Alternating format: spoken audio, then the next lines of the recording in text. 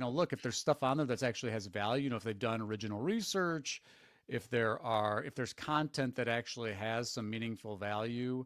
And I would, that's the other thing too, that I just kind of people that are listening, like, how do you do this?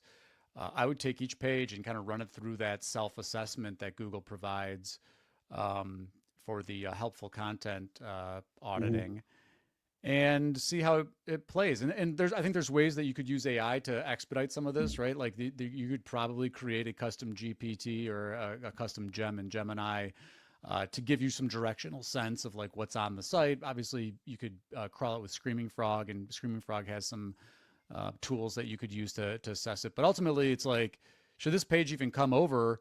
Why are we bringing it over? Some people make arguments for like, internal linking, internal link structure and things like that. And like the size of the site does matter. I think with a lot of big asterisks and caveats, like bigger sites tend to do better than like, if you just start a one-page site. But I can show you some examples of the opposite of that.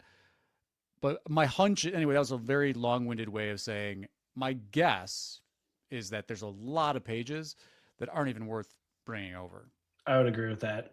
Would you mentioned kind of eat and checking out the pages. Would you use Google Search Console and analytics to assess from kind of from that standpoint? 100%. Yeah. So that's a great point. If they have access to Search Console data and analytics data, I'd run it through the one, are these pages even getting, step one would be like, are they even getting